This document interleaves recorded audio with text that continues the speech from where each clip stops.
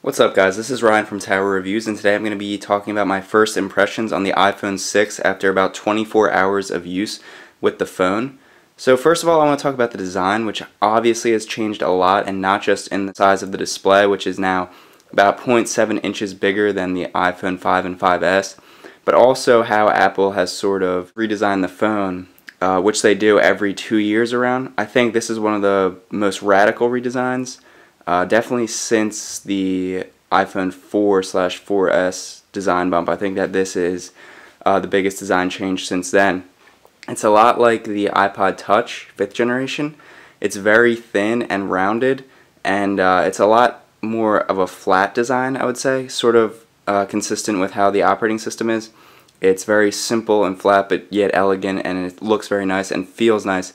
It's very thin and lightweight, and now you have that big new screen, which looks very good. It's the Retina HD, still the same pixel density as the 5 and 5S, but they changed some things with the saturation and color reproduction, and it looks really good. Better viewing angles, and overall it's a solid display that you're not gonna complain with. And with that added size, it looks very good. You have a lot more real estate, and you have the ability to bring the screen down if you can't reach it, and overall it's very pleasant to type on. So far the battery life seems pretty good. Even with that really thin design, you're still able to get through a full day pretty easily. Obviously I've only used it for 24 hours, which is enough to get some idea of the battery, but probably after a week would be a better indicator, going through a full day and everything. So with the thinness, you have that smaller battery relative to the actual phone size, and you have this camera that sticks out, which I really don't like. I don't know why Apple would decide to make the phone so thin just for thinness sake, really. I mean, it kind of has two negatives along with it, and it really doesn't bring anything except the feel, which I guess is very important, how a phone feels when you pick it up. But I would have liked to seen them stick with the recessed camera lens, because that can scratch. Really, it still lays pretty flat on a table. I haven't found that to be a problem. You can still tap on it and it doesn't move.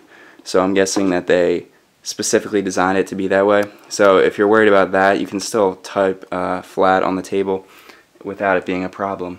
If we look around the device, we can see that the power button has changed to the right hand side, which works really well with this size phone.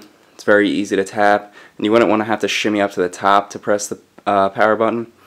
You have the Touch ID on the front, which this is my first time actually using Touch ID, and it's been pretty good so far. I've got it working with some third-party apps, and that's nice for quick logins.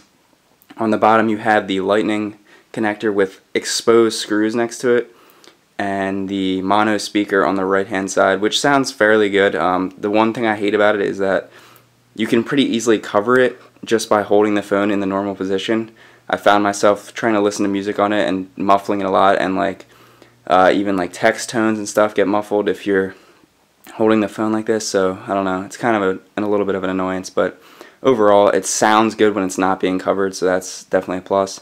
As far as the actual performance of iOS 8, I've had some hiccups, but that's to be expected with a brand new operating system on a brand new phone. Here and there, there'll be some freezes, but overall, I mean, it's really quick, really not much stuttering. As you can see here, just going around through the operating system, it's smooth, and you'll have the occasional hiccup, but again, that's to be expected. So I mean, that's about it for the things that have changed with this phone. Really not that much of a difference. I mean, the main thing obviously is the display size, and I think that for most people it's going to be a really nice fit. I think Apple really hit the sweet spot with the 4.7 inch. I have yet to feel the iPhone 6 Plus. I feel like that would probably be too big for me, but for this phone, I really like it, and it really reminds me of the HTC One. It's a little bit smaller, but I think the design looks very similar with the bands down at the bottom and up at the top, and I don't know, there's just a lot of similarities between the two phones, and I thought that this was a really nice looking phone with some of those Apple characteristics thrown in there. It really does come together to be a pretty nice product. So yeah guys, that's my first impressions after 24 hours on the iPhone 6. Thank you for watching, and make sure to stay tuned for future videos by subscribing below.